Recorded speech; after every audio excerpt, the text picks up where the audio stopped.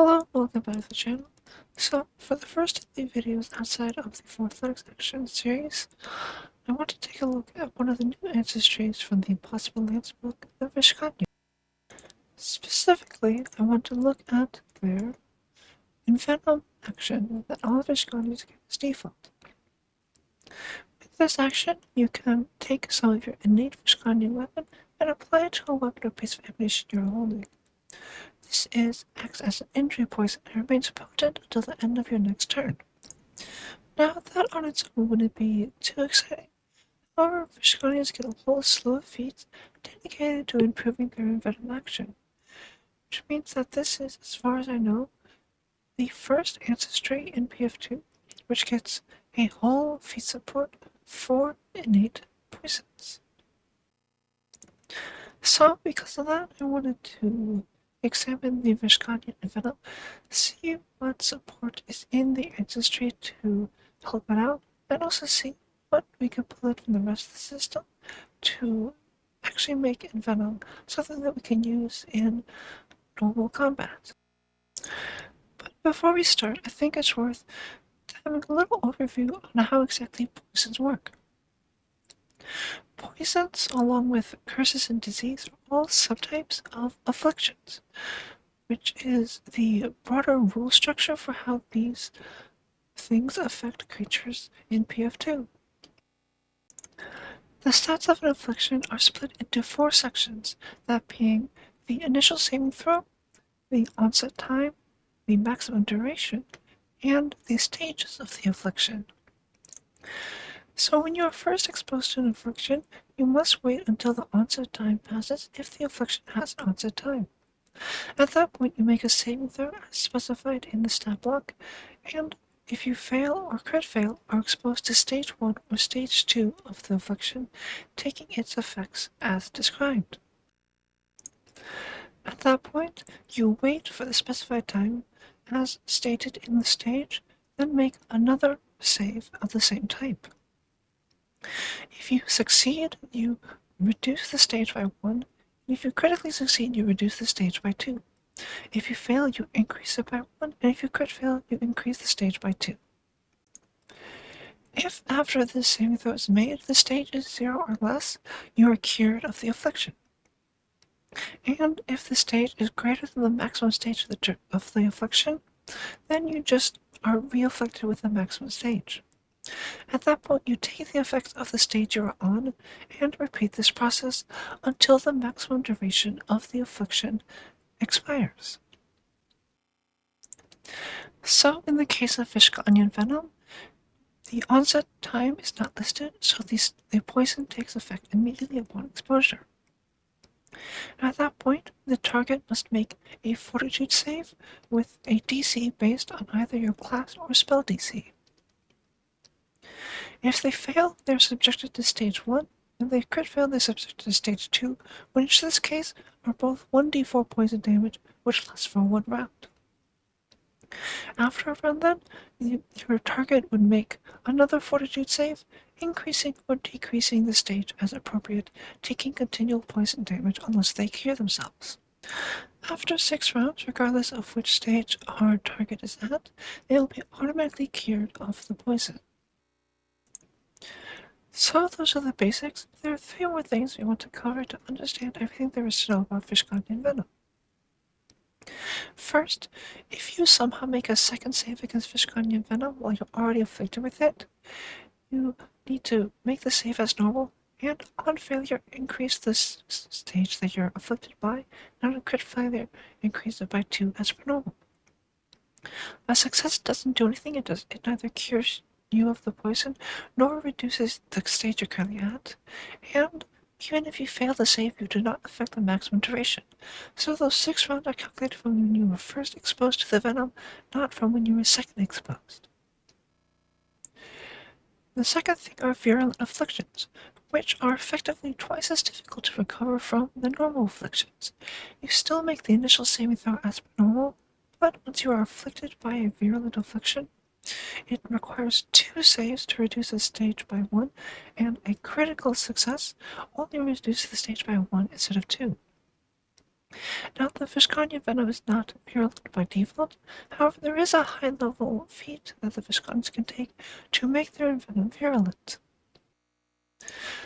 The final piece of rules we need to understand comes from alchemical poisons, which lists the ways an injury poison can be applied to an opponent. To apply an injury poison, you need to successfully strike that opponent and deal piercing or slashing damage with that strike. If the strike is a failure, then the poison remains on the weapon. You can try again. However, if the strike is a critical failure, or you succeed but fail to deal slashing or piercing damage, for example, if your opponent's resistance fully mitigates all the damage dealt, the poison is spent, but the target is unaffected. So now that we've gone over how afflictions actually work, let's take a look at the Vishkanyan's Envenom action. By default, for a single action once per day, you can use your innate toxins to envenom a weapon or piece of ammunition. This is an injury poison with a fortitude save based on your class or spell DC, a maximum duration of 6 rounds, and 3 stages which each deal 1d4 points of damage and last a single round. Straight off the bat, you can take the Keen Venom Vishkanyan heritage, which makes it so your Envenom action doesn't trigger reactions that normally trigger a manipulate action, and you can use Venom Draw, which allows you to draw a weapon and then envenom it at the same time. Now, something that is a little strange about this is that the envenom action doesn't actually have the manipulate trait. So even by default, it wouldn't trigger reactions that trigger off of manipulate traits. However, your GM might rule otherwise, and it feels like for this heritage that it is meant to at least have the manipulate trait, because you are applying venom to a weapon, so it does make sense that it would. Now moving on to the ancestry feats available to Vishkanyans to enhance their venom, and the first 3 are the enhanced venom line, starting with lesser at level 1, moderate at level 9, and greater at level 17. These each increase the frequency with which you can use your envenom action, with once per hour from lesser, once per 10 minutes from moderate, and once per minute from greater. In addition, they also increase the amount of poison damage that your venom does, moving from d4s at base to 1 to 2 d6s from lesser enhanced venom, 3 to 5 d6s at moderate, and 7 to 11 d6s at greater, depending on which stage of the venom you are at. Next we have the 2 debilitating venom feats, debilitating venom itself at level 5, stronger debilitating venom at level 13.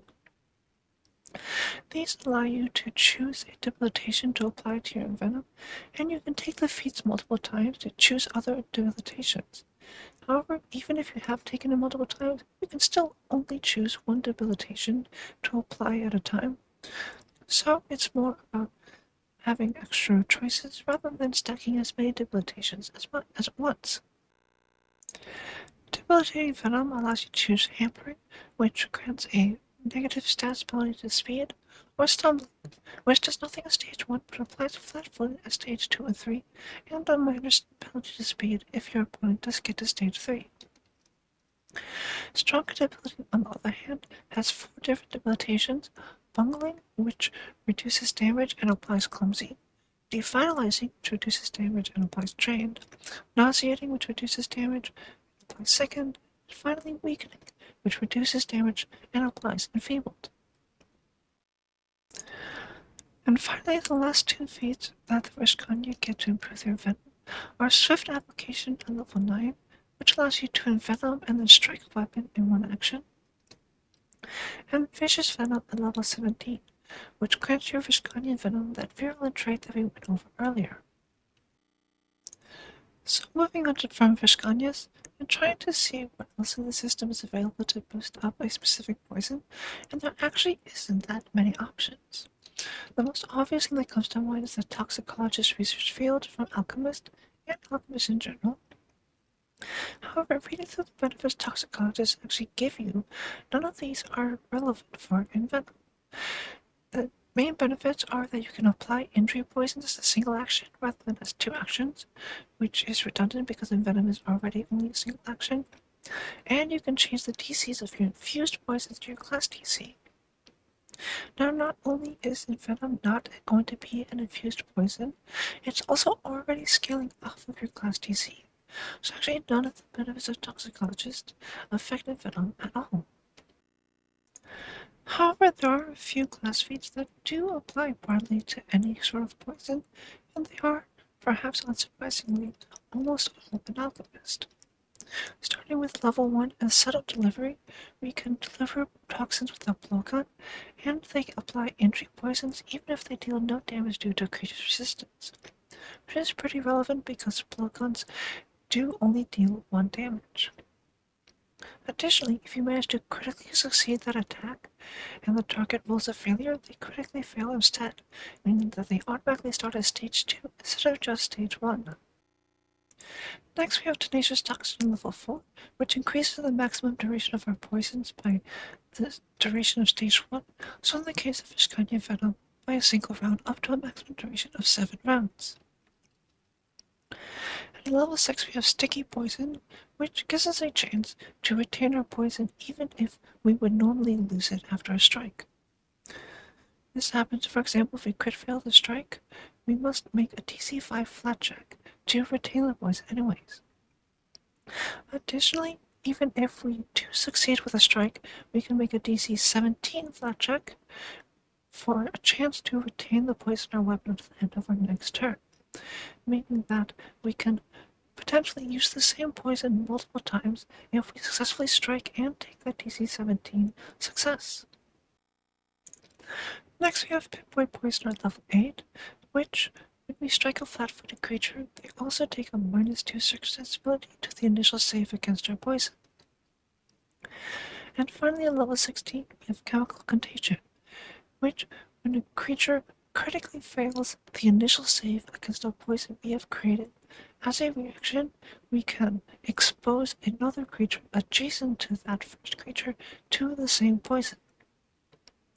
So, if we strike someone with a Vishkanya Venom and they critically fail their save, we can, as a reaction, expose a different adjacent creature to that same Vishkanya Venom.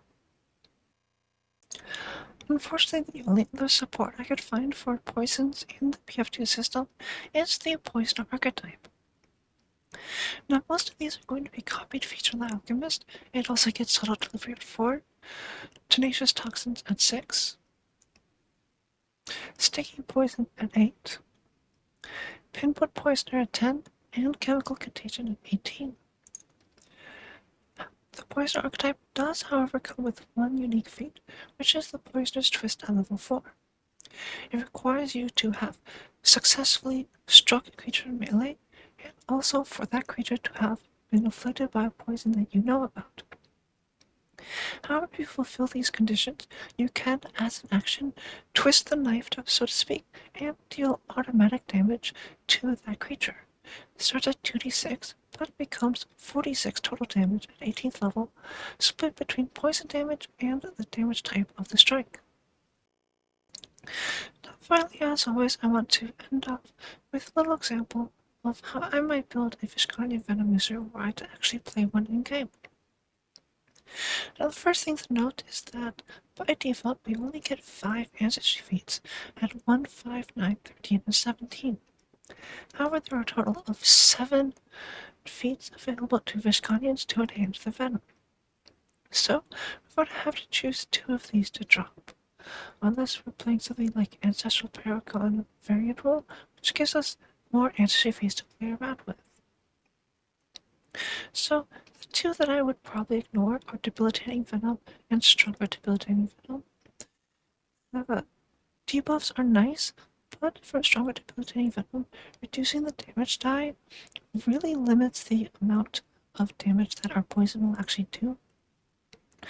And because we all have to choose only one of the debilitations, the flexibility of being able to say, hey, on this enemy I want to clumsy them, and on this enemy I want to enfeeble them, is a little bit lost. The question is being able to inflict sickened or drained or clumsy or enfeebled when we attack someone with our poison worth giving up that extra 46 poison damage that Greater Enhanced Venom gives us over the normal moderate Venom. And for me, especially taking into consideration that the debilitations reduce that damage even more, that answer is no. Doubly so because we'd also have to give up one of either swift application or vicious venom to be able to fit it in.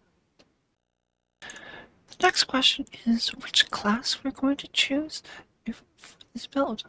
And that's actually a very interesting question. Now at first glance, the obvious choice might be Alchemist, because even though Toxicologists can help us with our poisons, it is poison themed, and the Alchemist does get all of those nice poison boosting feats. However, I think this is actually probably not the best way to go about, for the simple reason that one, our poison DC scales off of our class or spell DC, and two, because it is an injury poison, we need to actually strike with the weapon and hit our target for the poison to take effect. Alchemists famously only get expert with weapons, and their class DC scales to expert at level 9 and master at level 17, which, while is pretty good, is certainly not going to be able to overcome the fact that they only get expert with their weapons.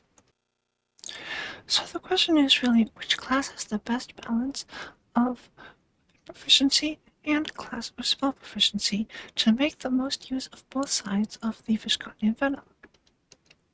Now the obvious thoughts are Magus and Sumner, however, their spell DCs don't actually scale any quicker than the Alchemist, both becoming expert at 9 and master at 17.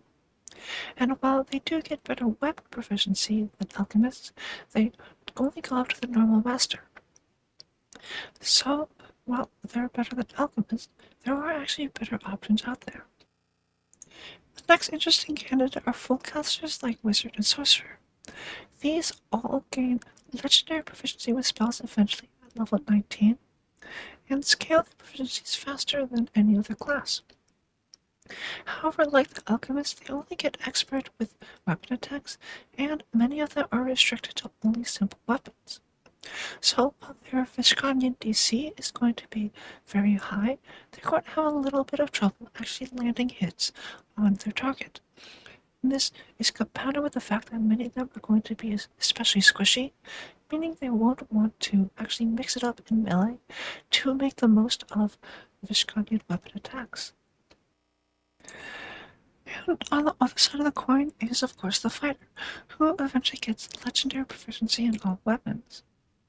However, for the fighter, their class DC actually scales extremely slowly, becoming expert only at level 11 and master at level 19. So while they're very likely to actually hit their enemies with that Vishkanya Venom, it's going to be pretty easy for the enemies to actually resist it until extremely high level. Which leaves us with our final choice, and I think the one that is probably the one I would choose if I were to create this character, which is the Gunslinger. They, like the fighter, get legendary proficiency in the weapon of their choice, which in this case is crossbows and guns. However, their class DC scales equivalently to alchemists and maguses and summoners, that being becoming expert at 9 and master at 17. While they don't ever get legendary proficiency with their class DC, the fact that they do get legendary proficiency with a weapon, I think makes the trade-off between them and other full spellcasters worth it.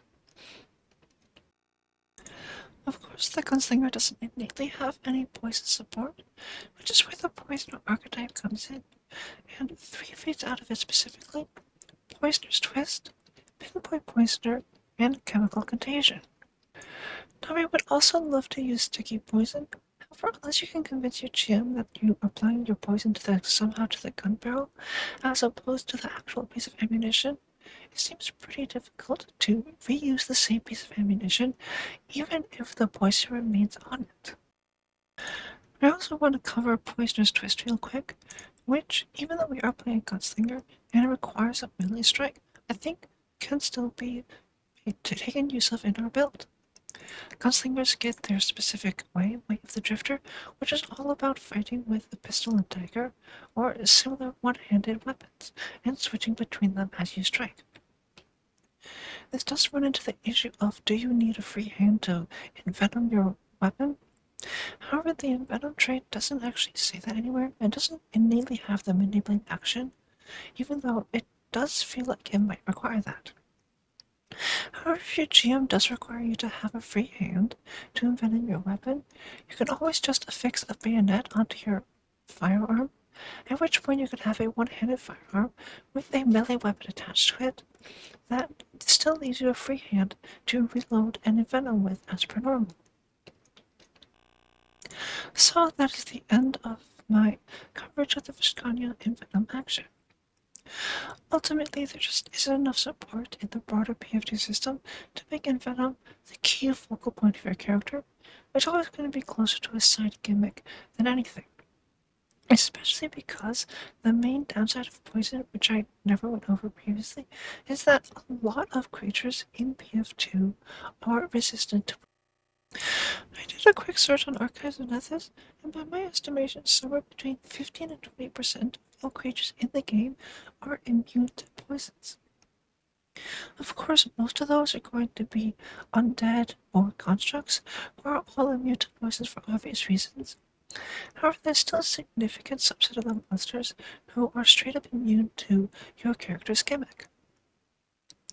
This means that if you plan on playing this character in a game, you're probably going to want to talk with your GM, both for the obvious reason that Vishkanya is a rare ancestry, so you're going to want to discuss with them about playing one in the first place, but also to just double check that you are going to be playing some kind of undead heavy campaign, and that you are going to be coming up against creatures that are actually vulnerable to poisons.